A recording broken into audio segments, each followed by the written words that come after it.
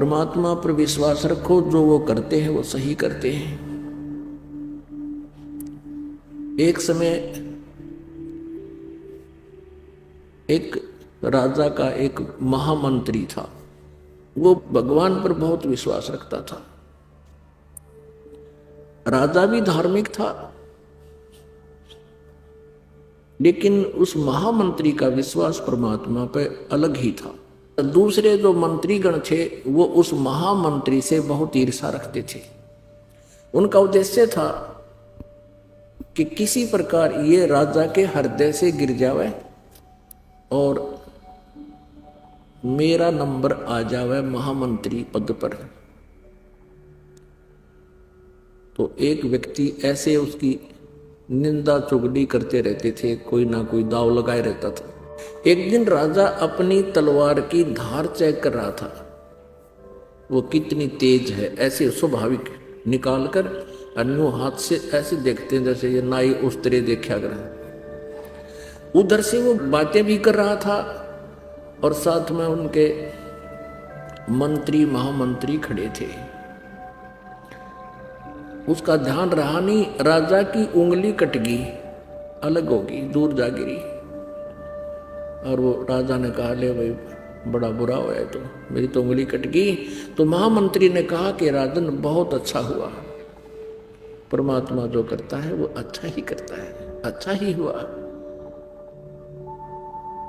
अब उस राजा के कुछ तो दर्द हो रहा, और कुछ वो चुगलखोर पहले उनको कहते थे कि ये आपका वफादार नहीं है। राजा को वो बात ध्यान में आ गई कि ये तो मेरा शत्रु है, मेरी उंगली कटी नहीं होगा, बहुत अच्छा हुआ।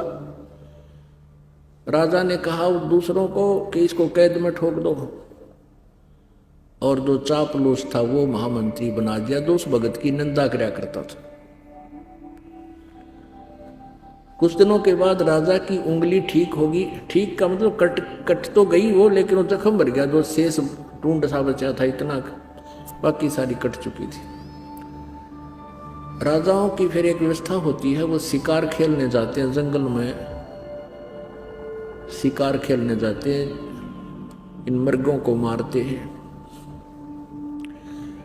अब राजा और वो महामंत्री जो नया चुना था, और भी 20-30 उसके सैनिक 50 चले गए। राजा और महामंत्री जंगल में अकेले रास्ता भूल गए।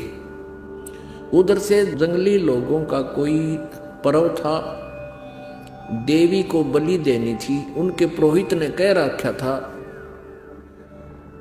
उन जंगली लोगों के सरदार को, उनके पुरोहित ने कह रखा था कि मनुष्य की बलि दो तब देवी प्रसन्न होगी। तो उन्होंने, उस सरदार ने, वहां के जो मुखिया ने, जंगल के उन लोगों के मुखिया ने चारों तरफ बहुत से अपने व्यक्ति भेज दिए कि कोई मनुष्य लाओ पकड़ के, आदमी लाओ पकड़ कर, नर बलि। वो 20-30 जने जा रहे थे। राजा और वो महामंत्री दोनों दिख गए, चारों तरफ से घेर लिए और पकड़ लाए।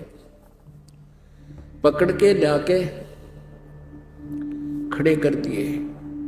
अब पुरोहित ने कहा कि इनके अंग देखो, कोई अंग भंग ना हो, यानी शाम पूर्ण हो ये, नहीं तो पूजा अधूरी रह जाएगी। काना ना हो, लंगड़ा लूला ना हो, हाथों की उंगलियां पूरी हो। अब वो लागे फिर उसकी चेकिंग करने, वो निरीक्षण करके देखा कि एक आदमी की उंगली कट रही है, ये उंगली नहीं है।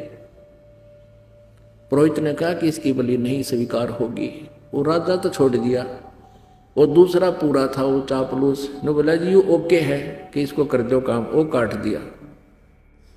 वो चापलूस तो कर दिया काम, वो काट दिया, राजा बच गया।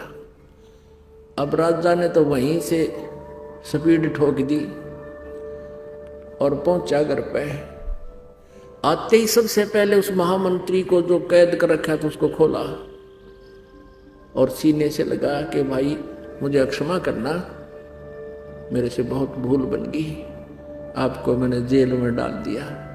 आपने जो शब्द कहा था उस दिन कि आपकी उंगली कटगी, बहुत अच्छा हुआ, मुझे बहुत दुख हुआ था आपकी बात का, लेकिन आज मेरे साथ वो घटना घट गई कि आपका वचन सही था, कि ये बहुत अच्छा हुआ।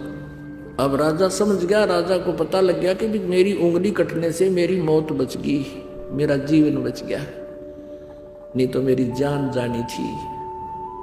तो फिर उस राजा ने मंत्री से कहा कि भी ठीक है, मेरे लिए तो अच्छा हुआ मेरी उंगली कट जाने से मेरी जीवन रक्षा होगी, लेकिन आपके लिए क्या हुआ, आपको अननेसेसरी 6 महीने की कैद काटनी पड़ेगी।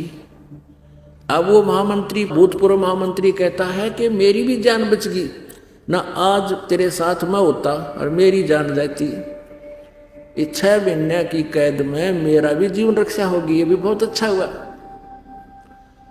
तो पुण्यात्माओं, ये भले ही कथाएं हों और भले ये सच्चाई है, लेकिन ये विधान परमात्मा का ऐसा ही है, हमने इसको सत्य ही मानना पड़ेगा।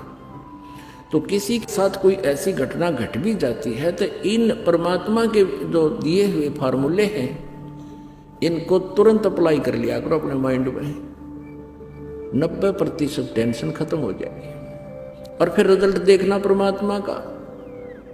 कहते हैं द्वार धनी के पड़ा रहे और धक्के धनी के खावे, 100 काल झकझोल ही पर द्वार छोड़ नहीं जावे। एक ये फार्मूला है।